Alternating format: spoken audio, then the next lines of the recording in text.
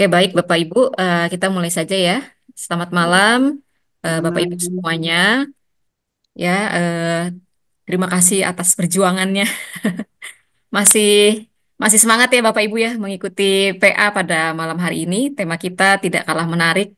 Tadi seperti sudah disampaikan oleh Pak Wilson. Malam ini kita akan membahas iman di tengah badai ya. Lanjutan dari pendalaman Alkitab series Matius ya. Pada malam hari ini kita akan sama-sama membahas dari Matius pasal 14. Ya, sebelumnya mari kita menenangkan hati dan pikiran kita. Kita bersatu hati, kita berdoa bersama. Mari kita berdoa. Bapa di dalam surga, kami mengucap syukur pada malam hari ini, jikalau Engkau boleh mengumpulkan kami, menggerakkan kami untuk datang, untuk menikmati indahnya kelimpahan firman Tuhan. Kami sadar betul bahwa itu adalah karena anugerah Tuhan saja yang menggerakkan kami.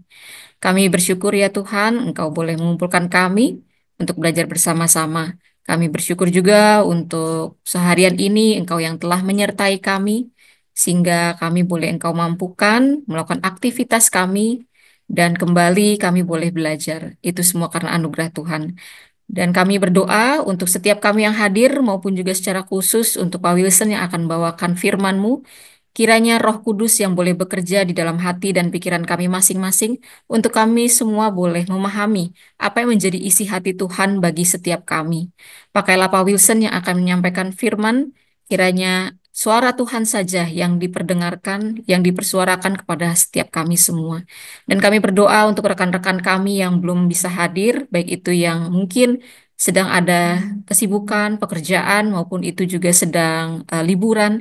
Kiranya juga Tuhan yang boleh memimpin rekan-rekan kami yang lainnya, sehingga mereka pun juga tetap berada di dalam naungan Tuhan. Terima kasih ya Bapak, ini doa kami menyerahkan PA malam hari ini ke dalam tangan-Mu. Di dalam nama Yesus Kristus kami berdoa, kami mengucap syukur, amin. Ya, dipersilakan untuk Pak Wilson. Baik, makasih Lausemici. Selamat malam Bapak Ibu. Kita bersyukur boleh melanjutkan PA kita ya di dalam suasana liburan ini.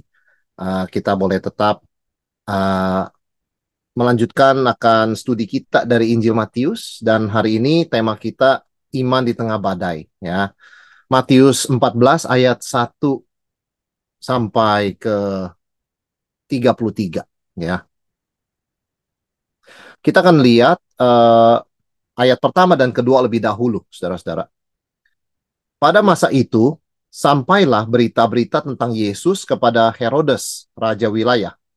Lalu ia berkata kepada pegawai-pegawainya, inilah Yohanes Pembaptis, ia sudah bangkit dari antara orang mati. Itulah sebabnya kuasa-kuasa itu bekerja di dalamnya.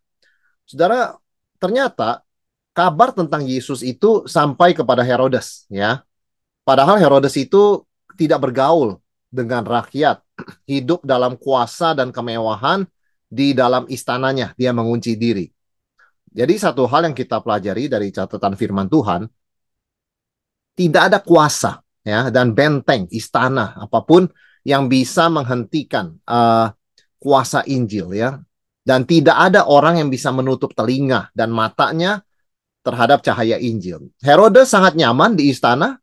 Setiap hari dia memikirkan memerintah rakyat itu seperti main catur, begitu ya, di tengah kenikmatan, kemewahan, hawa nafsunya.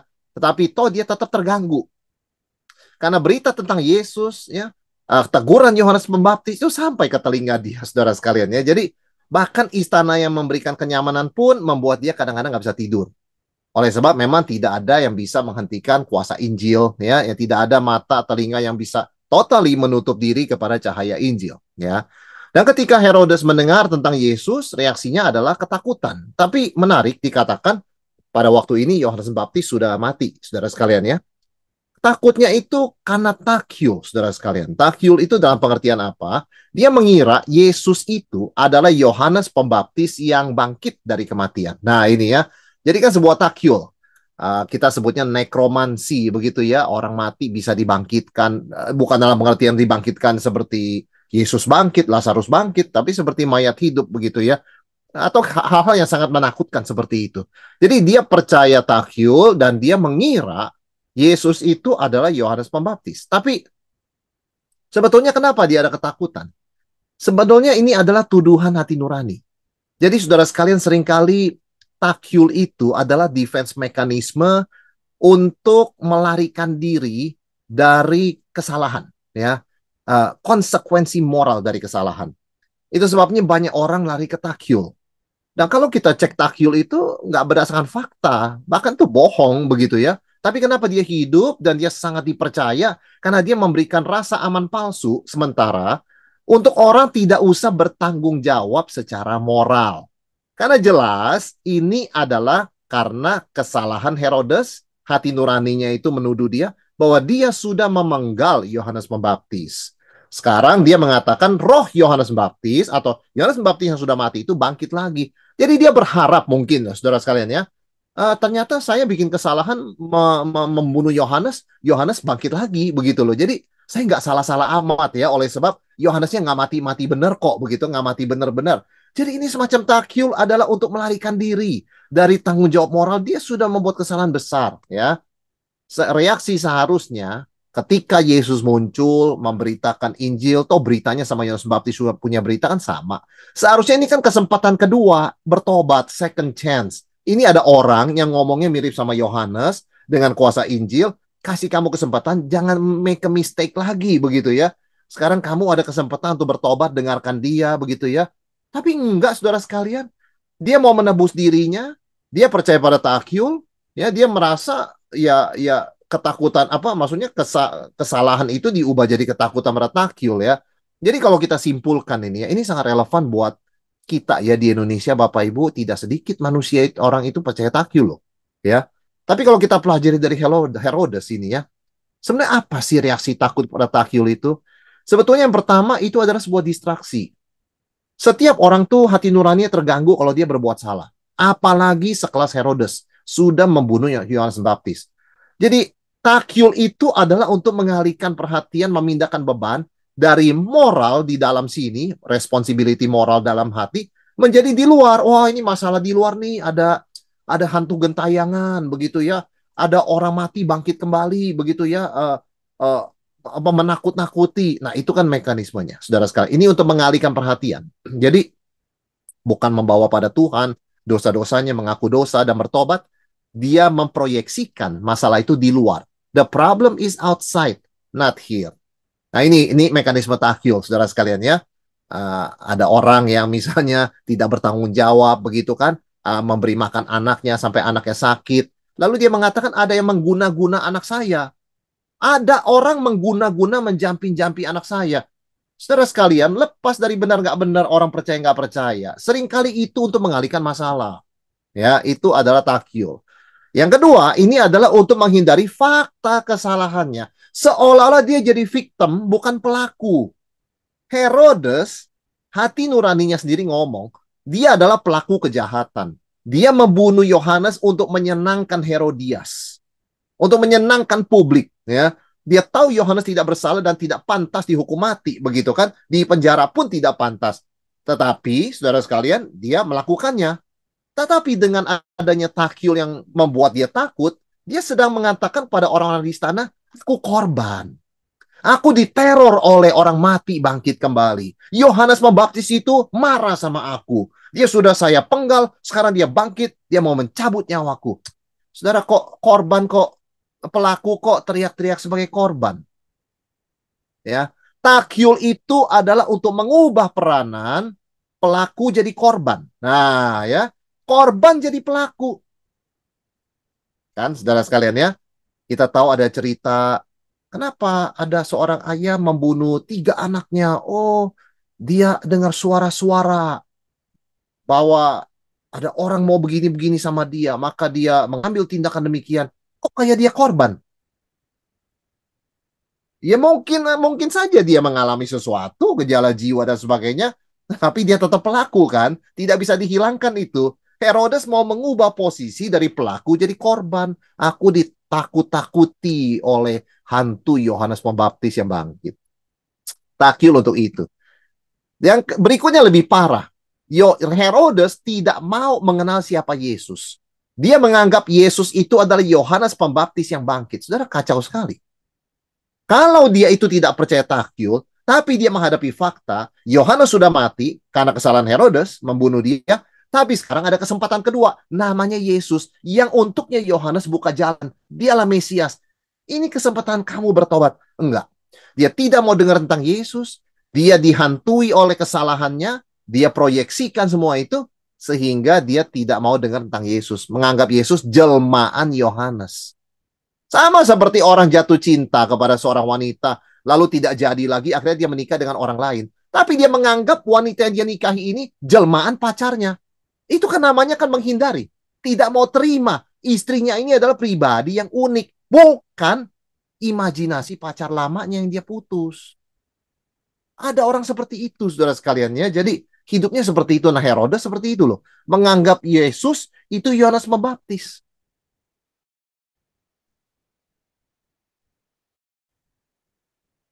Dan tentu ujung-ujungnya Yohanes ini yang percaya takyul, Yohanes solid lagi Yesus. Ya. Jadi kalau kita lihat Herodes tidak mau mendengar tentang firman, dia tidak mau bicara kebenaran, dia hanya mau bicara aku takut. Karena Yohanes yang sudah aku bunuh sekarang bangkit lagi. Ya, dan aku ketakutan. Jadi kayak dia korban begitu ya. Jadi semua yang kita lihat fungsi dari takyul. Nah, saudara sekalian, kita perlu waspada.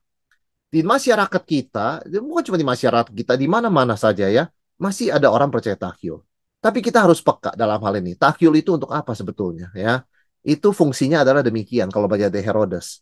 Mengalihkan perhatian kepada masalah di luar dirinya. Ya. Oh iya ini masalah roh jahat nih, begitu ya. Oh hantu gentayangan, santet, guna-guna. Ah itu loh. Memproyeksikan masalah keluar sana. Masalah itu dalam kasus Herodes ada dalam dirinya. Dia bersalah. Tapi dia anggap itu keluar. Ya. Jadi ini fungsinya takyul. Dan itu sebabnya kita lihat Herodes kehilangan akal sehatnya ya. Dia nggak bisa membedakan Yesus sama Yohanes. Ya kan? Dia percaya takyul, Yohanes bisa bangkit lagi. Begitu kan ya. Dia nggak mau dengar kata-kata Yesus. Bagi dia cuman, itu hantu. Begitu kan ya. Yang mau mencabut nyawa saya. Dia tidak care about truth. Begitu kan. Nah itu akibatnya saudara sekalian ya. Satu kesalahan menuntun kepada kesalahannya sampai dia kehilangan akal sehat. Kehilangan persepsi yang nyata kepada realita. Tapi dijelaskan oleh Matius, kenapa sih saudara sekalian Herodes sampai menghukum mati Yohanes? Asalnya itu karena Yohanes menegur Herodes. Yohanes kita tahu di penjara akibat menegur Herodes yang mengatakan tidak halal engkau mengambil Herodias, yaitu adik iparnya. Ya, iparnya lah saudara sekalian begitu ya. Istri dari saudaranya. Saudara Yohanes adalah nabi. Kita tanya begitu ya, kenapa sih nabi mesti menegur? Dia adalah nabi dan peran nabi menegur dosa pemimpin. Jadi nabi itu tidak tugas utamanya menegur dosa umat. Ya enggak itu ya. Utama dia sebagai nabi adalah untuk check and balance kepada kekuasaan. Karena penguasa itu seringkali lupa nggak boleh berbuat ini dan itu ya. Nah itu sebabnya ada nabi. Nabi Nathan untuk check balance Daud. Begitu kan ya. Juga untuk Salomo. Begitu kan saudara sekalian. Jadi memang Tuhan bangkitkan nabi untuk menjaga raja jangan kelewat batas. Jadi memang tugas nabi menegur dosa pemimpin. Jadi kalau orang tanya, kenapa Yohanes pusing-pusing kan banyak pemimpin, banyak orang itu kan berdosa, berzina. Kenapa sih mesti cari perkara dengan menegur? Itu tugas panggilan nabi, menegur dosa pemimpin. Ya.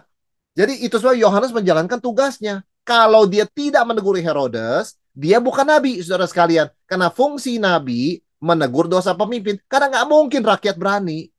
Rakyat kalau menegur dosa pemimpin bisa hukum mati. Kalau nabi tidak boleh ditolak tegurannya. Karena itu tugas dia. Tapi Herodes nggak mau. Karena sebetulnya kita tahu ini disebut dengan teguran profetik ya. Dari kata prophet artinya nabi. Teguran kenabian. Kira-kira begitu loh ya. Kenapa pemimpin yang ditegur seolah-olah apa jemaat tidak ada dosanya? Ada, umat itu ada dosanya. Tapi pemimpin yang ditegur karena dosanya punya dampak kepada rakyat lebih besar daripada yang non pemimpin. Gitu loh, saudara sekalian ya. Jadi bukannya orang kejam pada pemimpin, tidak belas kasihan. Karena seorang pemimpin kalau dia bikin kesalahan, efeknya itu bisa berlipat-lipat ganda. Dari kepada rakyat, dari yang paling tua sampai paling kecil. Gitu loh. Sebab itu pemimpin harus diingatkan sejak awal kalau dia bersalah. Karena efeknya sangat besar. Bukan cari-cari kesalahan, bukan cari perkara, bukan benci pemimpin, bukan saudara sekalian. Ya. Setiap orang yang dipercayakan jadi pemimpin ya dalam posisi yang punya dampak besar. Karena itu Tuhan bangkitkan nabi seperti Yohanes Baptis. Lagi pula problemnya ini saudara sekalian ya. Kenapa sampai Yohanes harus tegur ya? Herodes banyak salahnya. Tapi khusus yang ini Yohanes bicara terus terang begitu kan? Karena Herodes gak merasa bersalah kok. Dia merasa aku raja, kalau aku suka adik iparku atau kakak iparku, boleh saja saya ambil. Kenapa? I'm the king. Dia nggak merasa bersalah. Jadi ini berapa alasan kenapa Yohanes tegur Herodes dengan terus terang. Herodes pun tidak sembunyi-sembunyi dosa begini. Tidak sembunyi-sembunyi. Oh ini dia ada skandal nih, diam-diam nih. Oh, malam-malam ketemu. Enggak. Herodes melakukan dengan terus terang. Tanpa rasa bersalah, tanpa rasa malu. Karena itu Yohanes harus menegur dia secara publik. Karena Herodes sudah melakukannya secara publik. Lagi pula dia pemimpin. Kalau dibiarkan itu dampaknya pada umat Israel bagaimana saudara sekalian ya? Kalau pemimpin ambil adik iparnya atau saudara iparnya begitu saja tidak rasa bersalah, bayangkan yang rakyat lakukan. Itu sebabnya Yohanes menegur ya. Sekarang sudah ditegur oleh Yohanes, Herodes diperhadapkan pada dua pilihan. Kan ada Herodias yang menari pada hari ulang tahun Herodes, menari anak perempuan Herodias. Herodes senang sekali sambil mabuk-mabuk, bersumpah, kalau minta apa saja saya kasih. Dihasut oleh ibunya, anak Herodias itu kan, minta kepala Yohanes Baptis di sebuah talam. Nah, sekarang di posisi begini Herodes punya pilihan apa? Punya dua. Satu, yang mengikuti Herodias, benci, dendam, kebenaran. Itu Herodias benci sekali sama Yohanes ya. Karena ditegur itu merasa dipermalukan. Atau Herodes bertobat mengikuti Yohanes Pembaptis. Saudara, di sini Herodes mengalami konflik batin ya dan keraguan. Kalau benar benar Yohanes. Tapi saya suka sama Herodias. Begitu loh. Ya. Saya sudah keburu janji sama dia. Nah, Herodes adalah seorang yang tahu apa yang benar tapi tidak berani mengikuti kebenaran. Nah, saudara, dalam posisi kita tahu apa yang benar tapi nggak berani, itu sebetulnya kita dalam posisi lemah. Kenapa? Karena keraguan itu, ketidakstabilan itu menciptakan ruang yang lebar untuk tipu daya iblis. Ya, karena iblis memang mencari mereka yang dalam posisi weak, begitu ya. Kan Firman Tuhan mengatakan dia seperti singa yang mengaum ya, mencari mangsa yang bisa diterkam. Kalau kita nonton misalnya film-film apa ya dokumenter binatang, kita tahu singa atau harimau atau predator lainnya itu mencari yang lemah, mencari yang terpisah, begitu kan? Nah, saudara sekalian, ketika kita membiarkan kita dikuasai oleh ketakutan sehingga kita tidak melakukan apa yang benar, begitu ya. Seperti Herodes kan harusnya jangan mengikuti kata-kata Herodias. Biarin aja Yohanes jangan diapa-apain. Tapi dia nggak berani ya. Saudara sekalian, sehingga dia ya kena tipu daya iblis ya dan dia mengikuti hawa nafsunya. Kalau kita melihat memang pesta Herodes ini pesta yang sangat duniawi dan tidak benar saudara sekalian ya. Apa yang kita pelajari di sini? Ada kombinasi fatal. Sampai pesta ulang tahun bisa berakhir dengan memenggal kepala orang. Itu ceritanya gimana? Semua pesta ulang tahun akhirnya orang dapat hadiah. Ya, adalah yang pestanya keterlaluan, orang pulang mabuk. Kok ini orang pulang ada orang dipenggal kepalanya? Pesta apa ini saudara sekalian ya? Ini katanya pesta ulang tahun. Nah, yang pertama kita melihat dasarnya apa sih? Kenapa sampai pesta maut ini ya? Yang pertama kan ada pesta spora dan suasana kebejatan moral. Ah, ini sudah turun standar saudara sekalian dalam pesta ini ya.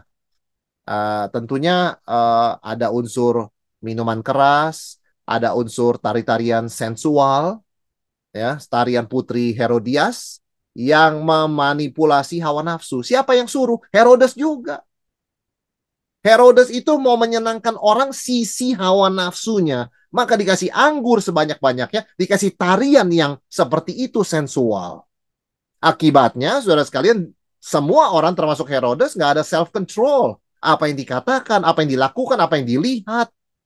Itu tidak ada penguasaan diri. Sehingga keputusannya impulsif ya, gegabah. Setelah dia bilang, minta apa saja saya kasih. Permintaannya kepala Yohanes Pembaptis. Sekarang ada pressure. Kalau dia tidak jadi melaksanakan, gengsinya jatuh. Tekanan sosial begitu berat. Dia dipermalukan depan tamu. Tapi kita, saudara sekalian, sebagai orang Kristen, kita tidak perlu takut sama manusia begitu ya. Kalau kita tahu itu adalah jalan Tuhan, nggak peduli manusia permalukan kita, meruntuhkan gengsi kita. Bagi kita, Tuhan kita bukan gengsi, Tuhan kita bukan tekanan sosial. Tuhan kita adalah Tuhan Yesus. Ya, maka hasilnya apa, saudara sekalian? Dosa. Yohanes Pembaptis dibunuh. Ya, ini ironinya. Perayaan life, yaitu birthday. Birthday itu kan life ya, bayi lahir begitu ya. Kok berakhir dengan death gitu loh. Perayaan kelahiran, perayaan hidup, celebration of life, menjadi pelaksanaan death, kematian, pembunuhan, mengambil nyawa orang. Apa yang kita pelajari di sini? Saudara, perayaan duniawi ya, senang-senang tanpa Tuhan akan membawa maut. Kita sudah dengar berkali-kali, kita sudah lihat berkali-kali. Party without God will become death. Ya, pesta pora tanpa Tuhan itu ujungnya pasti kematian. Pasti ada korban. Ya, kita tahu itu di dunia ini banyak orang berpesta pora narkoba, pesta pora hawa nafsu dan sebagainya. Pasti berujung demikian. Saudara, tanpa Tuhan, Herodes lebih takut, lebih malu daripada takut merasa bersalah, berbuat salah. Saudara, orang Kristen yang punya Roh Kudus takut berdosa. Kalau Herodes nggak punya Roh Kudus, takut malu sama manusia, gengsi. Ya, saudara, kita lebih takut berbuat salah sama Tuhan daripada kehilangan gengsi. Nggak apa-apa kita hilang gengsi, yang penting aku tidak berdosa sama Tuhan. Kalau Herodes tidak, nggak apa-apa saya berdosa sama Tuhan. Yang penting saya tidak hilang gengsi. Sudah janji kok, minta apa saja saya kasih. Saya pikir, kalau Herodias minta kepala Herodes, dikasih nggak? Saudara bayangkan coba. Kalau dia minta kepala mamanya Herodes, dikasih nggak? Nggak bisa seperti itu. Ya. Tapi memang Herodes tidak rasional. Karena dosanya sudah membutakan dia, nggak bisa bedain Yohanes sama Yesus. Dia bilang Yesus itu Yohanes yang bangkit lagi. Dia udah nggak bisa membedakan. Ya kan? Dosa itu merusak Herodes, saudara sekalian. Bahkan sejak di sini, ya. Jadi memang kita harus terus berpegang pada kebenaran supaya apa? Keberanian kita itu adalah keberanian untuk taat Tuhan, ya. Tidak takut kita hilang gengsi daripada melanggar firman Tuhan, saudara sekalian ya. Itu kita ciri khas orang Kristen. Kita kehilangan gengsi, no problem. Tapi berdosa sama Tuhan, no. Kita lebih takut berdosa sama Tuhan daripada kehilangan gengsi. Nggak apa-apa. Orang-orang dunia mengatakan, orang Kristen itu pengecut. Orang Kristen itu nggak berani. Yang harusnya kan ini. Nggak apa-apa. Ya. Ada seorang pengusaha, saudara sekalian, dia ditantang, ya, bahkan digoda begitu ya. Halalkan aja semua cara. Cabutlah nyawa orang itu. Dia kan menghalangi proyek kamu, begitu kan. Nanti kamu urusannya gampang lah, pokoknya. Begitu. Seorang pengusaha digoda gitu, dia katakan nggak bisa. Meskipun gampang sekali, itu orang gak ada yang kenal kok. Tapi saya takut melanggar firman Tuhan. Gak boleh seperti itu. Kita cari cara yang benar, gak boleh kita mencabut nyawa orang. Orang Kristen harus seperti itu. Lebih takut berdosa daripada takut gak berhasil atau gengsi, saudara sekalian ya. Jadi ini yang kita belajar dari kisah Herodes. Ya. Dan kita melihat setelah Yohanes Pembaptis mati, murid-murid Yohanes datang mengambil mayatnya, menguburkannya ya. Saudara sekalian, apa respon Yesus? Setelah Yesus mendengar berita itu, menyingkirlah ia dari situ dan hendak mengasingkan diri ke perahu dengan perahu ke tempat sunyi. Tetapi orang banyak mendengarnya dan mengikuti dia dengan mengambil jalan darat dari kota-kota mereka. Saudara, Yesus ketika mendengar Yohanes mati, dia berduka cita. Ya, Yohanes adalah pionir Mesias, membuka jalan bagi Mesias. Dia ingat Yohanes mengalami pergumulan. Apakah engkau Mesias? Tapi Yesus lembut sekali sama Yohanes ya. Tidak tegur dia, tidak marahin dia begitu ya. Kasih tahu Yohanes. Orang lumpuh berjalan, orang buta melihat. Orang mati dibangkitkan. Saudara, Yesus dengan lembut mengingatkan Yohanes ya. Jadi Yesus ingat semua pergumulannya sampai dia mati. Itu membawa duka cita. Yesus tuh manusia sejati. seorang seperti Yohanes itu tokoh besar, mati tragis di tangan seorang raja yang tidak bermoral seperti Herodes, itu sesuatu yang tragis ya. Maka Yesus menarik diri, hendak mengasingkan diri ke tempat yang sunyi. Dia mencari wajah Bapa. Saudara, tindakan Yesus adalah pengakuan bahwa sumber kekuatannya itu bukan dari dirinya sendiri, tapi tetap dari Bapa. Ya. Nah, ada momen di mana masalah begitu besar, saudara sekalian, sehingga kita harus menarik diri. Sebenarnya menarik diri itu bukan untuk quit ya, tetapi menciptakan ruang hening di hadapan Tuhan agar kita boleh disegarkan dan dikuatkan.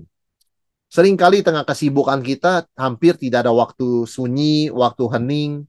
Tetapi kalau kita kena masalah, saudara sekalian ya, yang tidak ada orang bisa menolong, terpaksa, seringkali kita baru diingatkan terpaksa, hanya bicara dengan Tuhan. Jadi inilah, saudara sekalian ya, seharusnya menjadi sebuah juga kebiasaan rohani kita.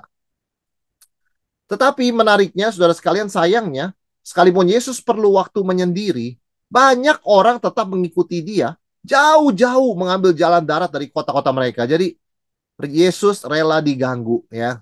Dengan kata lain, Yesus sedang berduka cita, mau menyendiri, tapi belas kasihannya melampaui semua itu. Saudara, kalau kita pikir Tuhan Yesus tidak punya tempat dan waktu untuk berduka cita ya, menangisi akan sahabatnya Yohanes.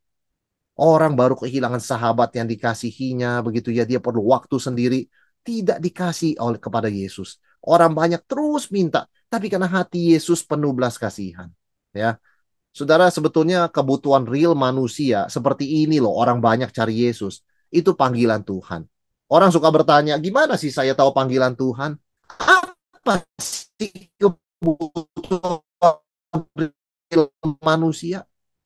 Begitu ya. Mereka butuh apa? Mereka butuh kekuatan. Mereka butuh rasa aman ya. Mereka butuh apa? Mereka butuh Tuhan. Itu panggilan, saudara sekalian ya. Panggilan. Bayangkan aja misalnya seorang dokter Kristen sudah capek dia seharian kerja 10 jam. Kemudian datang lagi pasien yang darurat begitu kan. Tidak ada dokter lain. Dia sudah ditunggu oleh anaknya yang ulang tahun, ditunggu oleh istrinya, tapi ada pasien. Dia berhak sebenarnya spend waktu sama keluarga, tapi kebutuhan real manusia, pasien yang darurat itu panggilan Tuhan. Terpaksa dia tinggal lagi berapa jam sebelum dia akhirnya pulang. Jadi memang saudara sayang, kalau kita mau tahu panggilan Tuhan, ada begitu banyak kebutuhan yang real ya, yang kita lihat di sekitar kita. Dan panggilan Tuhan tidak ikuti jadwal kita. Yesus jadwalnya adalah untuk menyendiri. Hari itu sudah malam ya, saudara sekalian. Uh, Tempat yang sunyi begitu ya. Kita nggak tahu ya, maksudnya menjelang malam begitu kan. Uh, tetapi kebutuhan tuh datang. Ya, jadi panggilan Tuhan tuh tidak ikutin agenda kita. Tuhan, jangan sekarang dong pelayanan. Saya lagi sibuk ini loh. Saudara, kalau ada need, kalau ada kebutuhan depan mata kita, itu panggilan Tuhan ya. Nah, kalau tidak ada orang yang bisa mengerjakannya kecuali kita, itu lebih jelas panggilan Tuhan. Jadi satu hal yang kita belajar, belas kasihan Yesus itu menyatakan keutuhan pelayanan. Dia satu sisi mengajar firman Tuhan, sisi lain dia juga menyembuhkan orang sakit yang datang kepadanya ya. Orang-orang sakit dan Yesus menyembuhkan mereka. Saudara sekalian, kemudian kita melihat menjelang malam, murid-muridnya datang kepadanya dan berkata, tempat ini sunyi dan hari sudah mulai malam. Suruhlah orang banyak itu pergi supaya mereka dapat membeli makanan di desa-desa. Saudara, ini masalah Yesus memberi makan 5.000 orang ya. Kalau kita lihat perspektif murid kan sangat wajar ya, terbatas pada realita yang kelihatan. Mereka analisa situasi logistik, wah tempat sunyi, di mana-mana nggak ada restoran, hari mulai malam begitu ya. Maka pola pikir manusiawi kan memang demikian ya. Kita manusia kan pasti ada kalkulasi sumber daya fisik ya. Dan seringkali sebagai manusia kita juga mengabaikan campur tangan Tuhan. Nggak berani kita mau perhitungan campur tangan Tuhan. Saudara sekalian ya, nanti dikira nekat begitu kan ya. Tetapi sebetulnya sebagai orang Kristen, kita belajar hidup dengan memperhitungkan campur tangan Tuhan. Bukan mencobai Tuhan, bukan tidak bertanggung jawab dengan perencanaan kita, tapi membuka hati pikiran kepada campur tangan Tuhan. Tidak semata-mata kalkulasi kita. Tetapi murid-murid mencari jalan pintas, saudara sekalian ya. Mereka melempar tanggung jawab, bilang suruh mereka pergi cari makan sendiri. Masing-masing cari makan sendiri. Saudara, mereka melempar tanggung jawab. Padahal Ini panggilan Tuhan. Di mana ada need di depan mata kita dan gak ada orang lain bisa memenuhi, yaitu namanya panggilan Tuhan. Sekarang kan tidak ada restoran, tidak ada rumah makan di sekitar tempat Yesus pelayanan. Seharusnya murid-murid peka di situ kan, ya berarti ini tugas kita. Karena nggak ada orang lain yang bisa. Tetapi karena mereka hitung nggak mungkin lah kita bisa kasih makan 5.000 orang, ya mereka cari jalan begitu. Mereka buang tanggung jawab, saudara sekalian. Suruh mereka cari makan sendiri. Ya, satu hal yang kita pelajari di sini, Yesus katakan tidak. Kamu harus beri mereka makan.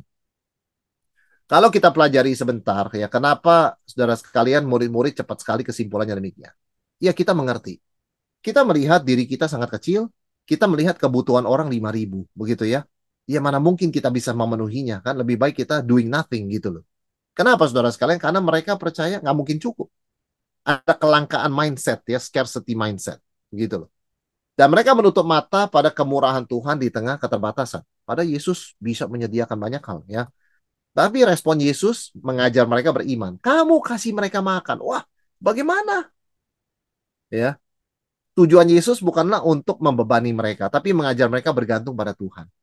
Jadi kuncinya membawa segalanya ke tangan Yesus. Ada 5 roti, 2 ikan, yang kita tahu dari kisah lain, dapat datang dari seorang anak begitu ya. Dibawa ke tangan Yesus. Kuncinya kan itu, bawa segalanya ke tangan Yesus. Yesus bekerja melalui apa yang kita serahkan, bukan apa yang kita simpan atau tahan. Saudara sekalian, menarik sekali. Yesus sebetulnya bisa memberi makan 5.000 orang seperti dengan roti jatuh dari langit. Ya, dia nggak perlu 5 roti 2 ikan. Kenapa dia mau pakai 5 roti 2 ikan punya seorang anak? Begitu kan? Artinya apa? Satu pelajaran buat kita. Yesus melipat gandakan apa yang kita serahkan. Dan dia tidak memakai apa yang kita tahan atau kita simpan. Intinya begitu. Ada orang punya talenta, dia simpan ya. Nggak dipakai Tuhan. Kalau dia serahkan, dipakai Tuhan. Oh sayanglah, talenta saya buat saya dong, orang saya capek-capek belajar. Ya udah nggak apa-apa, simpan aja, nggak akan dipakai Tuhan, nggak akan jadi berkat. Tapi kalau saya serahkan, ya orang menikmati dan saya mungkin ya seperti saya ini memberi dengan cuma-cuma, tapi dipakai oleh Tuhan dan diberkati oleh Tuhan. Ya, waktu juga begitu, sayang waktu saya buat diri saya aja, nggak apa-apa. Waktu buat diri kita nggak dipakai Tuhan, nggak diberkati Tuhan, saudara sekalian ya. Tapi kalau kita katakan Tuhan, ini waktuku kuserahkan ke tanganmu. Tuhan pakai, Tuhan berkati. Harta juga begitu. Saya simpan buat diri lah. Ya nggak apa-apa.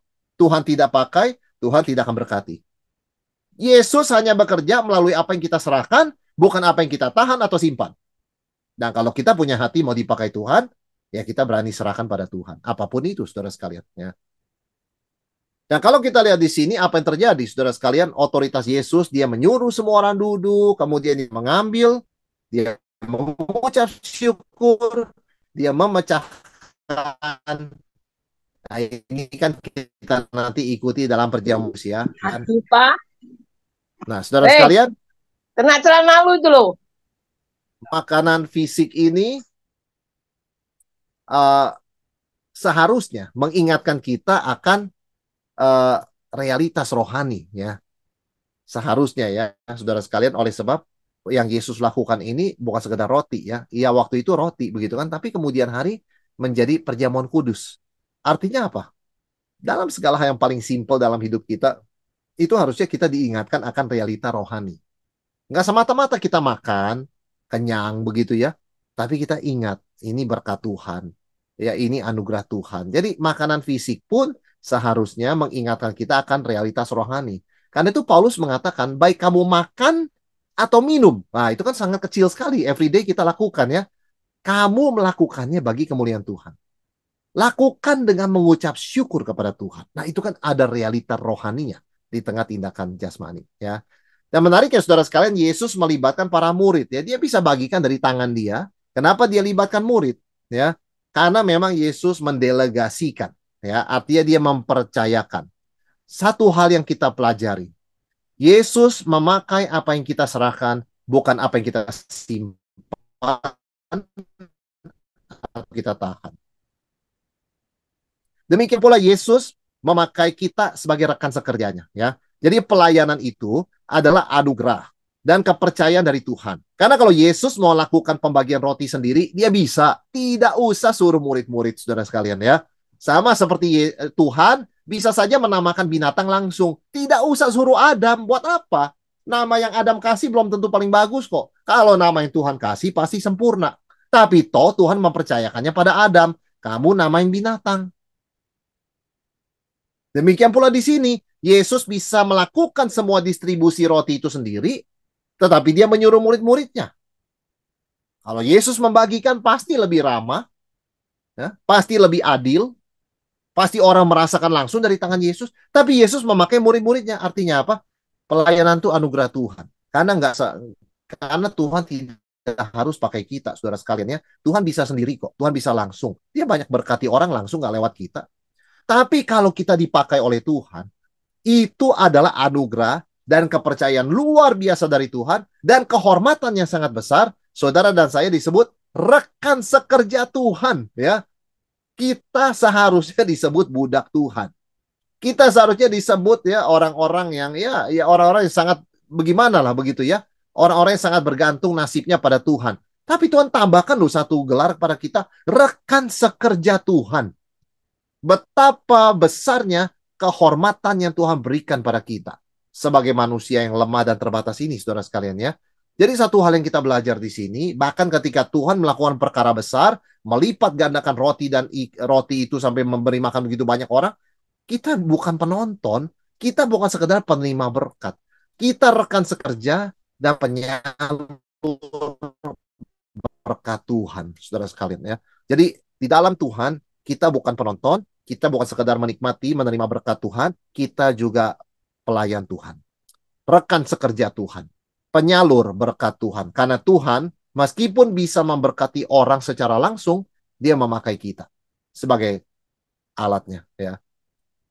Tetapi saudara sekalian, kalau kita lihat di sini, apa yang terjadi ketika memberi makan 5.000 orang ini bukan sekedar mujizat. Ya. Ini tanda Mesias. Karena dikatakan di ayat 20, mereka semuanya makan sampai kenyang. Sampai kenyang. Kata kenyang yang digunakan ini bukan sekedar kenyang, ya sudah cukup, nggak mau makan lagi ya. Tapi ada perasaan puas. Sampai kenyang. Ya. Beda dengan istilah kenyang secara fisik saja, saudara sekalian ya. Sampai puas begitu loh terjemahannya sebetulnya. Nah, ini tanda Mesias. Artinya apa? Kristus satu-satunya yang bisa memuaskan jiwa kita. Dia gembala yang baik, seperti Daud katakan, aku tidak akan kekurangan apapun.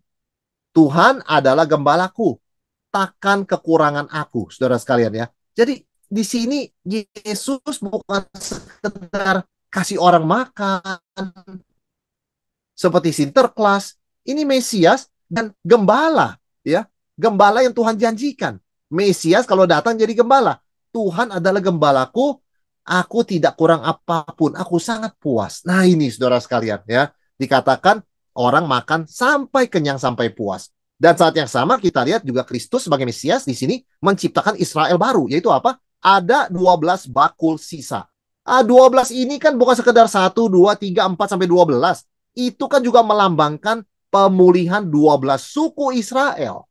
Apa Yesus nggak bisa bikin 13? Apa Yesus nggak bisa bikin 100? Bisa. Dia bisa melipat gandakan roti itu sampai berapa ratus bakul pun bisa. Tapi sengaja dia stop 12. Kenapa? Karena itu mewakili 12 suku Israel. Jadi jelas Yesus itu Mesias yang dijanjikan. Dan dia sedang menciptakan umat yang baru, yaitu yang percaya pada dia. Yang disebut dengan Israel yang baru. Ya. Dan memang kita kalau baca perjanjian lama, kedatangan Mesias ditandai oleh apa? Kelimpahan, bukan kekeringan. Zaman sebelum Mesias disebut musim kemarau. Zaman setelah Mesias datang, itu musim kelimpahan, saudara sekalian ya. Jadi di mana Mesias datang, ada curahan berkat Tuhan, pencurahan Roh Kudus, pencurahan keselamatan, penuaian jiwa-jiwa, begitu ya. Banyak orang saling berbagi, tidak ada yang kekurangan. Jadi zaman Mesias ditandai oleh abundance. Sayang sekali, Bapak Ibu Saudara sekalian, kalau pengikut Yesus Kristus, orang Kristen, punya pola pikir kurang. Ya, kata kurang, pola pikirnya kurang, ini nggak cukup, langka begitu ya. Sebetulnya kita defaultnya sebagai pengikut Yesus itu abundance. Aku datang supaya mereka punya hidup, supaya mereka memilikinya dalam kelimpahan. Itu adalah suatu pola utama dari Yesus. Yaitu Mesias datang membawa kelimpahan. Ya tentu kelimpahan itu macam-macam, saudara sekalian ya. Kita nggak sekedar bicara kelimpahan makanan, kelimpahan apa. Kelimpahan ke hidup ini loh maksudnya ya, termasuk kerohanian kita. Dan di sini kita melihat Kristus adalah Musa baru ya, karena dia memberikan tanda kutip mana ya kepada umatnya di padang gurun. Ini kan dikatakan kejadian di padang gurun, betul saudara sekalian ya. Ke tempat yang sunyi begitu kan. Dan di situ mereka diberi makan oleh Yesus. Kan seperti orang Israel diberi makan melalui Musa ya di padang gurun, mana begitu kan. Jadi Yesus adalah Musa baru ya, yang sedang mendirikan gereja Israel baru ya. Saudara, satu hal yang kita belajar di sini, Kristus berkuasa memuaskan jiwa yang kosong dan menyediakan apa yang tidak ada jadi ada.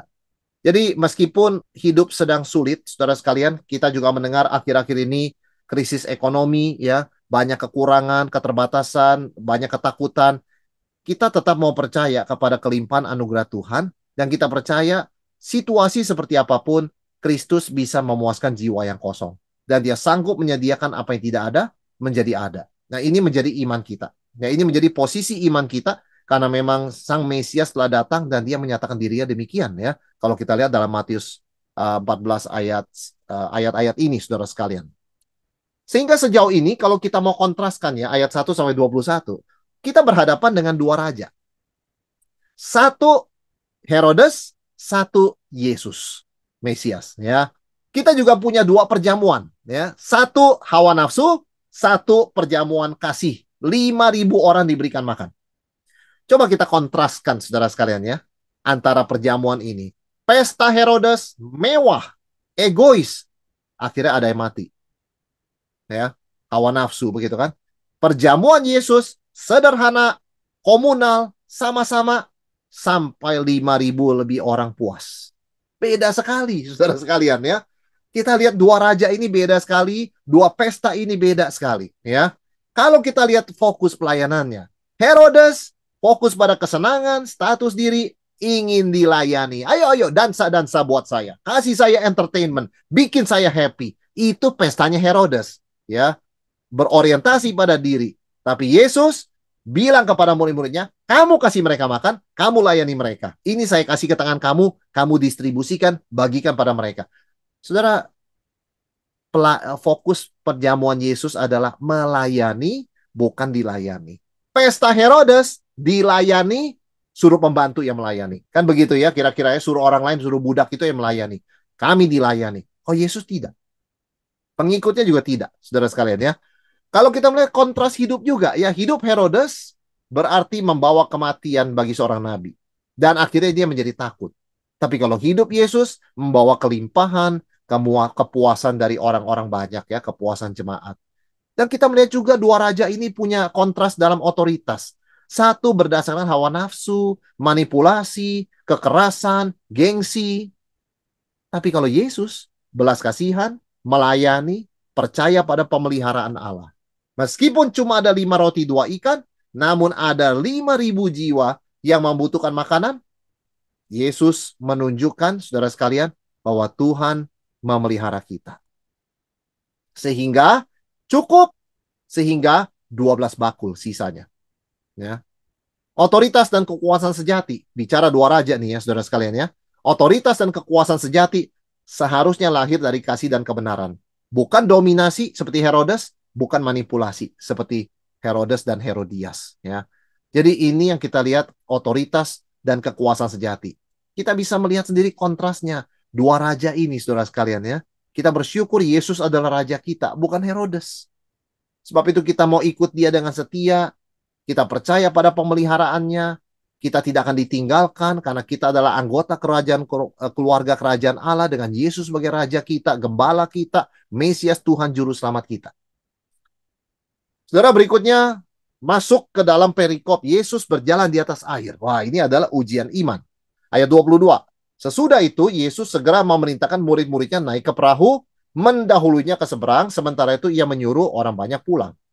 Saudara, murid-murid ini nurut sama Yesus, disuruh ke seberang, ya mereka nyebrang, begitu kan? Tetapi apa yang terjadi? Memang ada maksud Tuhan. Dia memisahkan murid dari keramaian, ya. Dengan dia berpisah dari murid, orang banyak juga pergi. Ya, jadi orang banyak tidak lagi mengelilingi Yesus, orang banyak tidak lagi mengelilingi para murid. Jadi Yesus perlu waktu sendiri, para murid juga perlu waktu sendiri untuk merenung. Jangan sampai mereka jadi terlalu terbawa pada suasana hura-hura. Oh, kita hari ini kasih makan 5.000 orang, banyak makanan. Wah, enak sekali ya, seru ya. Besok kita lah. Yesus tidak mau mereka terbawa begitu.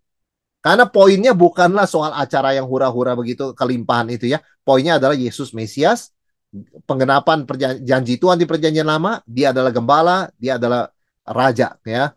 Saudara sekalian, itu poinnya sebetulnya. Jadi itu sebabnya perlu waktu sendiri merenungkan siapa Yesus. Nah, Yesus naik ke bukit berdoa untuk seorang diri ya. Dia dalam kesunyian bersama Bapa, sesuatu yang sempat tertunda setelah Yohanes mati begitu kan ya, dia dicari oleh orang banyak. Yesus juga menjalankan disiplin rohani. Sekalipun tadi tertunda, dia kembali lagi ke sana ya. Tetapi kalau kita lihat di sini ada paradoks iman. Ketika murid-murid taat pada Yesus, menyeberang sendirian begitu ya, hanya mereka saja menyeberang ke seberang begitu ya, menyeberangi danau, malah masuk ke dalam badai. Saudara, seringkali orang berpikir badai itu karena kamu nggak taat perintah Tuhan. Kalau kamu taat perintah Tuhan, pasti nggak ada badai. Saudara, ini buktinya loh ya. Murid-murid Yesus taat perintah Tuhan Yesus loh. Disuruh ke seberang duluan, mereka lakukan, malah masuk ke dalam badai. Sebab itu tema kita kan iman di tengah badai. Iman itu tidak menghindarkan kita dari badai. Seringkali justru iman itu membawa kita masuk dalam badai. Seperti taat perintah Yesus, para murid malah masuk dalam badai. Jadi satu hal yang kita pelajari, ketaatan kepada Tuhan tidak berarti jalan selalu mulus ya. Saudara sekalian, jangan sampai kita terkejut, jangan sampai kita kecewa ketika sesuatu yang itu terjadi karena kita taat pada Tuhan. Kita diingatkan oleh peristiwa ini, ketaatan kita pada Tuhan itu bisa juga berarti membawa kita ke dalam suatu badai. Ya. Nah, ini kan terjadi pada murid-murid Yesus. Tapi kenapa Tuhan izinkan begini? Adalah supaya ini proses pembentukan Tuhan melewati proses waktu. Kalau kita lihat ini kan terjadinya sepanjang malam ya. Ini semacam training buat murid-murid begitu loh. Iya kan, sepanjang malam mereka nggak tahu siapa-siapa, nggak lihat siapa-siapa, nggak ada siapa-siapa, begitu kan, sendirian di tengah danau. Jadi mereka belajar bertumbuh, bersandar, beriman pada Kristus, pada Tuhan. Jadi sekali lagi Tuhan mengizinkan badai bukan main-main dengan kita, saudara sekalian. Bukan untuk mentertawakan kita, wah dia taat sama saya kasih badai. Bukan begitu. Tapi untuk menggunakan waktu, untuk memproses kita, membentuk kita, supaya kita lebih bertumbuh, lebih beriman kepada dia. Ya, memang ketaatan ini dimaksudkan bersifat long term. Supaya kita belajar menantikan Tuhan. Jadi saudara sekalian, kenapa iman seringkali masuk ke badai? Supaya kita bukan beriman pada situasi, karena situasinya badai. Tapi kita belajar beriman pada Tuhan. Dan apakah badai itu ada waktunya? Ada, tidak langsung hilang. Nah, itu kita belajar menantikan Tuhan. Ya, karena badai tidak lalu datang lalu pergi langsung begitu kan, tapi dia datang, dia tinggal untuk sementara waktu supaya kita dalam masa itu kita belajar menantikan Tuhan. Di situ Roh Kudus bekerja menumbuhkan kesabaran, kematangan, kerendahan hati, iman, ketekunan. Itu banyak hal sekali dalam menantikan Tuhan. Sebab itu tidak semua doa kita dijawab langsung oleh Tuhan. Ada banyak hal kita harus tunggu sampai hari ini, saudara sekalian ya. Karena ini adalah ketika kita tunggu, kita harus percaya Tuhan bekerja. Karena dia bukan hanya bekerja di luar sana, dia bekerja di dalam kita untuk membentuk kita. Sebab itu dikatakan kita menantikan Tuhan. Karena Tuhan tidak nganggur. Kalau Tuhan nganggur, kita bukan disebut menantikan Tuhan. Kita cuma disebut sedang menantikan apa ya? Harapan yang kosong begitu loh. Kalau disebut menantikan Tuhan, berarti Tuhannya tidak nganggur. Tuhannya tetap bekerja. Karena itu kita sabar, kita percaya, kita menantikan. Dan Tuhan tetap bekerja dalam diri kita. Membentuk kita lebih dewasa, lebih tekun, lebih percaya. Itu long term. Obedience itu bukan 1-2 kali latihan, saudara sekalian ya. Berkali-kali, long term. Dan itu melewati proses waktu di mana kita gunakan untuk waiting on God. Ya, kita menantikan Tuhan. Dan ternyata betul, saudara sekalian, malam hari itu ketika jam 3, kira-kira sudah berapa mil, mereka dari pantai, mereka diombang-ambingkan gelombang, angin sakal. Jam 3 malam, ya, datanglah Yesus kepada mereka berjalan di atas air. Ketika murid-muridnya melihat, Mereka berseru, itu hantu. Lalu berteriak-teriak karena takut. Tapi segera Yesus berkata kepada mereka, tenanglah, aku ini, jangan takut. Saudara, kita melihat Yesus luar biasa ya. Dia berotoritas penuh atas alam. Bisa berjalan di atas air. Dan kita harus ingat, saudara sekalian, sampai hari ini nggak ada orang bisa berjalan di atas air. Sungguh-sungguhnya tidak ada. Ya, kita sering mendengar mujizat kesembuhan. Ya, ada hamba Tuhan doakan bisa sembuh.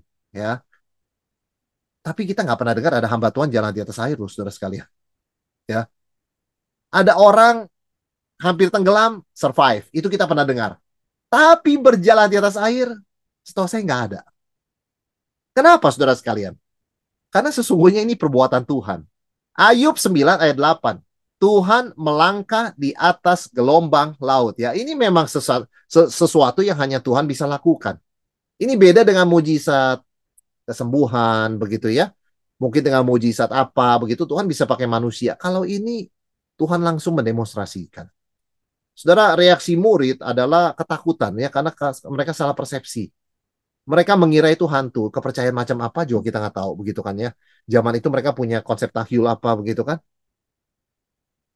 Tapi satu ironi yang kita lihat, kehadiran Tuhan kok dianggap ancaman, ya. Kehadiran Tuhan sering dianggap ancaman, begitu kan. Saudara, ini adalah keterbatasan pandangan manusia tengah krisis, ya.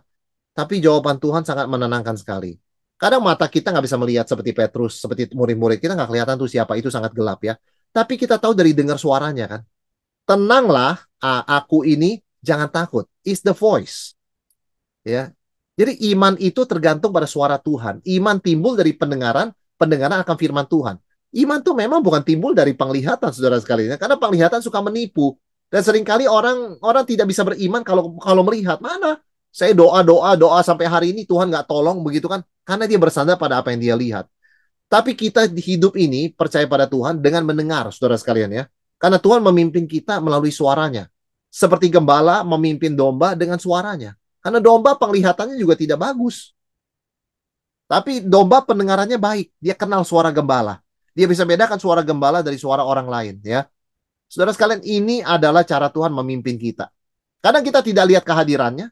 Bahkan kita menganggap itu suatu ancaman begitu ya. Kadang kita tengah badai. Kadang kita di tengah kegelapan. Kita nggak tahu utara, selatan, barat, timur mana. Kita nggak tahu apa yang akan terjadi. What is happening now? Kita nggak tahu. We have no idea. Begitu kan? Tapi suara Yesus, firman Tuhan, itu yang menenangkan kita, memberikan arah dan keyakinan kita bisa berjalan maju terus, kita bukan mundur. Ya. Nah, ini penyataan keilahian Yesus juga, saudara sekalian. Ketika Yesus mengatakan, tenanglah, aku ini. Karena dalam bahasa Yunaninya, ego eimi. Ini sama seperti nama Tuhan yang ditanya oleh Musa. Tuhan, kalau orang Israel tanya kepada aku, namamu siapa? Apa jawabku? Tuhan berkata, kamu kasih tahu pada mereka. Aku adalah aku. I am that I am. Ini kan ego eimi, I am. Ego eimi, jalan kebenaran dan hidup. I am the way, the truth, and the life. Ego eimi, roti hidup, the bread. I am the bread of life. Jadi di sini Yesus juga ngomong begitu. Ego eimi, tenanglah aku ini. Jangan takut. Ini pernyataan keilahian Yesus. Hanya Tuhan bisa jalan di atas air. Sampai hari ini nggak ada pendeta bisa jalan di atas air, saudara sekalian. Ya, ada pendeta bisa sembuhkan, kita percaya begitu ya, Tuhan pakai. Ada orang Kristen bisa usir setan, jelas. Jalan di atas air itu keilahian, ya. Itu hal-hal ilahi hanya Tuhan yang bisa lakukan, saudara sekalian ya. Kita lihat ada orang trik-trik jalan di atas air ya, tapi itu berbeda. Itu mungkin ada orang bisa lari di atas air, cepat begitu kan, lari. Yesus jalan. Ya. Kita manusia tahu kalau kita coba jalan di atas air kita tenggelam, saudara sekalian. Ketika kita mengenal siapa Yesus dan apa otoritasnya, kita bisa mengalami ketenangan sejati. Jadi yang menenangkan Petrus. Nah, murid-murid Yesus adalah suara Yesus, bukan penampilannya. Karena penampilannya mirip hantu. Malam hari tidak kelihatan, ya. Seringkali orang takut, begitu kan, kita takut, saudara sekalian, kita lihat situasi Tuhan, di mana engkau? Aku merasa takut, aku kok lihat situasi kayak seperti ini. Dengarkan suara Tuhan. Ya, saudara sekalian, karena hanya dengan itu kita ingat dan kita kenal siapa Yesus dan otoritasnya, kita mengalami ketenangan sejati. Kehadiran Yesus adalah jawaban atas ketakutan, saudara sekalian. Ya, ketakutan pada murid lenyap bukan karena redanya badai, tetapi karena mengenali suara dan pribadi Yesus. Maka dikatakan kita ini bebas dari rasa takut, bukan kalau dunia aman-aman saja, ekonomi baik-baik saja, semua orang berbuat baik, nggak ada yang berbuat jahat. Bukan. Rasa aman sejati bagi kita orang Kristen adalah mengenali suara Yesus, firman-Nya, dan mengenali siapa Dia. Ya, itu adalah damai sejati dari seorang Kristen, saudara sekalian ya. Bukan karena di berita, di surat kabar, di berita online, tidak ada peristiwa apa-apa. Dunia tenang-tenang saja. Kalau itu malah kita masih takut. Karena itu seperti tsunami. Lautan tenang, seperti menyurut, tiba-tiba datang badai. Ketenangan sejati bukan dari situasi, tapi dari Yesus. Dalam hidup ini, saudara sekalian, marilah kita cari ketenangan dari firman ya. Karena dengan suara Tuhan, kita betul-betul merasa tenang, bukan dari situasi. Apa yang kita pelajari dari peristiwa ini, khususnya Petrus mengalami juga di jalan di atas air ya. Saudara, Petrus menarik sekali, dia menguji ya, dia menguji dan Tuhan tidak keberatan diuji. Tuhan, jika engkau itu, suruhlah aku datang kepadamu berjalan di atas air. Saudara, ini paradoks. Satu sisi ada keberanian meminta hal yang mustahil, karena hanya Tuhan yang bisa jalan di atas air. Iya kan? Tapi masih ada jika. Saudara, Petrus minta sesuatu yang Tuhan bisa lakukan loh. Ini berani juga kalau dipikir-pikir ya. Permintaan ini agak-agak nekat juga sebetulnya. Jadi iman sejati ada aspek kerendahan hati, tapi ada keberanian juga. Jadi inilah kita orang Kristen, iman kita itu sebenarnya dinamis sekali, kaya sekali saudara sekalian. Sisi lain kita beriman, kita percaya, kita rendah hati, kita ngakuin Tuhan saya sangat terbatas. Sisi lain kita berani minta, Tuhan pakai saya dong. Tuhan tolong pakai saya. Iya, saya sangat kurang. Saya sangat penuh dengan keterbatasan. Saya ada kesalahan.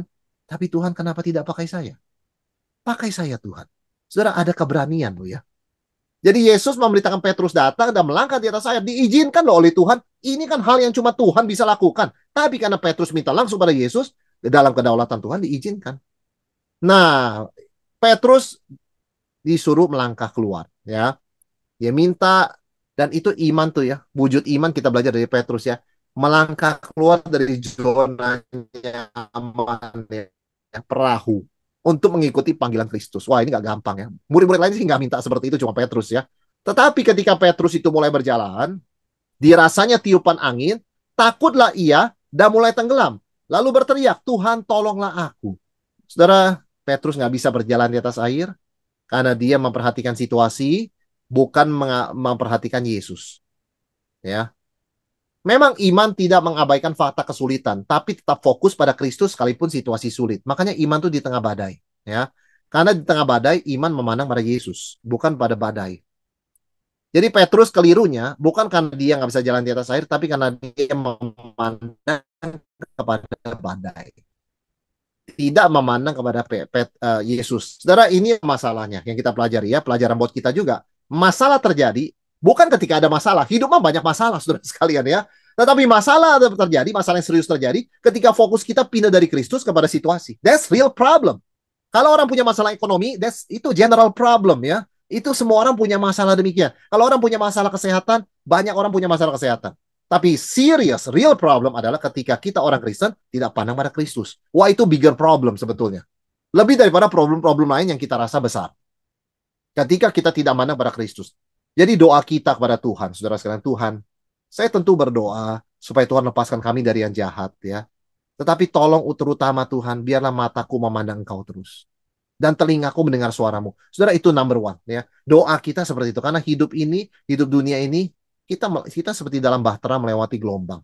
Kita nggak tahu kan gelombang itu seperti apa, tingginya, rendahnya, cuaca seperti apa. Tapi itu doa kita. Mataku tetap memandang kepadamu, telingaku tetap mendengar suaramu. Saudara, itu yang kita belajar dari Petrus ya. Yang Petrus juga belajar sebetulnya. Respon Yesus luar biasa, saudara sekalian. Tetap segera Yesus mengulurkan tangannya, memegang dia dan berkata, hai orang yang kurang percaya, mengapa engkau bimbang? Lalu mereka naik ke perahu dan angin pun redalah. Saudara, menarik sekali doa Petrus. Tuhan tolonglah aku. Ini doa tersingkat ya. Ini doa dalam krisis nih. Singkat, langsung, jujur. mengakui ketidakberdayaan, ketergantungan total pada Yesus. Lord, save me, begitu ya. Lord, help me.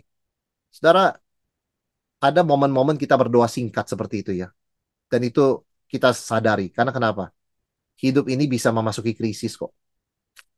Ya, tetapi Tuhan dalam krisis nggak bilang, oh kalau kamu krisis doa kamu mesti lebih panjang. Doa kamu itu mesti 3 ke 4 kali kalimatnya, baru bisa. Dunia kan ajarkan begitu ya, kalau dalam keadaan krisis, mantranya harus lebih panjang. Harus diulanginya lebih sering, begitu kan? Aduh, dalam relasi kita dengan Yesus sangat realistis sekali ya. Justru dalam krisis orang sulit berdoa, doanya singkat sekali. Tuhan tolong aku, dan Tuhan dengarkan loh. As simple as that, saudara sekalian ya. Kalau kita lihat betapa besar hati Tuhan tuh menolong kita sebetulnya. Dia nggak minta macam-macam. Ya, nggak pernah kita katakan kalau kamu dalam krisis doa kamu mesti lebih panjang, harus bertele-tele, harus begini, kalimatnya mesti gini. Kalau nggak mana bisa ditolong. Nah, dia tidak mempersulit. Ya, bahkan Tuhan cenderung condong selalu menolong, melepaskan kita. Ya, tetapi betapa indahnya kita ingat berdoa bahkan dalam krisis, tetap berseru Tuhan, tolonglah aku.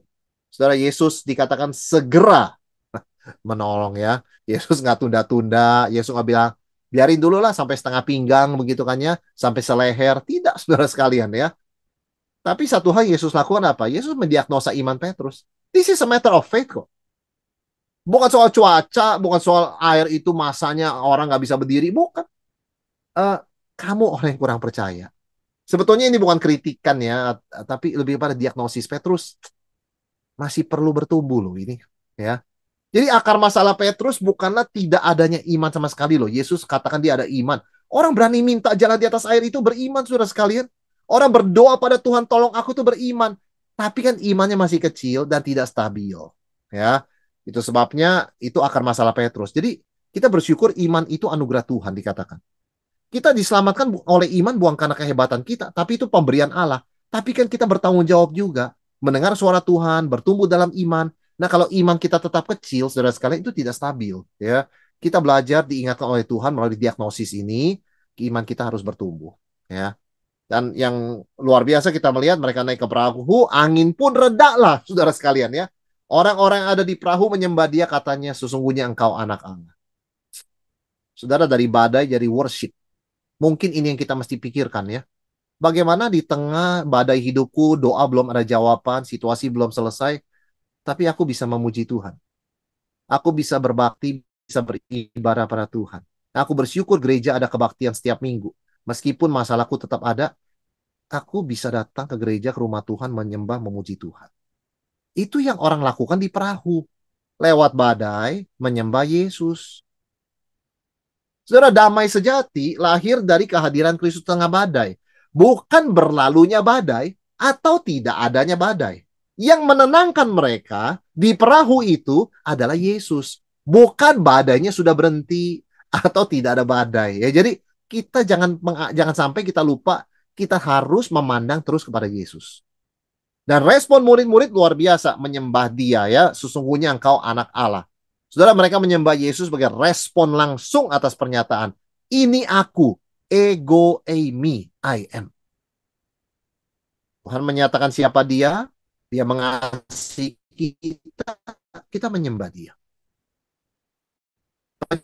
Yang sejati lahir dari perjumpaan dengan alam situ hidup ya, tenggelam. Jadi seringkali kita berkrisis. Dan di situ kita ditransformasi menjadi penyembah sejati. Beda sekali kualitas ibadah kita ya kalau kita sudah berjumpa dengan Tuhan melewati krisis ya. Dan dalam hidup ini bisa banyak krisis, saudara sekalian. Nah, ada pengakuan iman yang sangat indah, sangat jelas dikatakan sesungguhnya engkau anak Allah. Saudara, ada lompatan pemahaman besar sebetulnya ya bagi para murid ya. Karena waktu peristiwa Yesus menenangkan angin ribut itu, meredakan angin ribut, mereka cuma tanya, siapakah orang ini? Di Matius 8.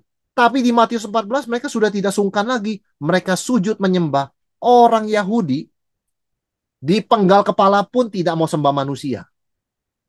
Ya.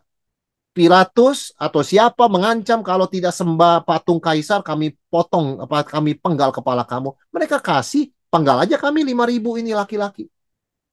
Maka orang Romawi nggak bisa menghadapi Yahudi. Mereka tidak akan menyembah manusia dan patung.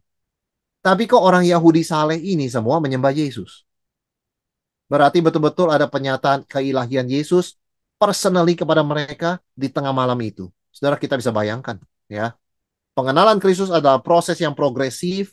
Tadinya bertanya, siapa orang ini? Ada sesuatu nih. Sekarang menyembah. Ya. Demikian pula dalam worship kita bertumbuh juga sebetulnya, ya. Semakin worship dengan hati yang tulus, mengenali kedaulatan, keagungan, kasih, kemurahan Tuhan, ya. Saudara, satu hal kita belajar di sini apa sih? Sebetulnya kesetiaan Yesus. Yesus tidak menghina iman kecil, tidak marahin Yohanes yang ragu, ya, hanya ingatkan, ya. Petrus yang imannya kecil nggak dimarahin, cuman dia diingatkan begitu, ya, nggak dimaki-maki begitu kan, ya. Orang tidak beriman, depan mata kamu ada saya, anak Allah, bisa aja kamu masih ragu, nggak. Tuhan tidak menghina iman yang kecil, ya. Jadi sebutan kurang percaya itu adalah diagnosis sementara. Jangan dianggap ini si iman kecil, bukan begitu loh. Tidak labeling orang, ya. Kita tahu seringkali dalam mendidik anak ada beberapa orang melabelkan anaknya. Ini dari 3 anak, ini si bodoh, ya. Ini si pemalas. Ini si tukang terlambat. Saudara sekalian, itu tidak ada bijaksana, itu tidak ada cinta kasih. Kalau kembali kepada Tuhan Yesus, Yesus nggak pernah melabelkan muridnya, ya. Yang dia labelkan tuh bagus loh, ya. Simon, anak Yohanes, Petrus, batu karang. Bagus kalau dia labelkan. Ya kalau labelkan murid-muridnya bagus. Jangan orang tua labelkan anaknya negatif. Yudas pun gak pernah Yesus labelkan si pengkhianat. Gak pernah loh saudara sekalian. Sampai detik terakhir sahabat. Ya, kesempatan terakhir.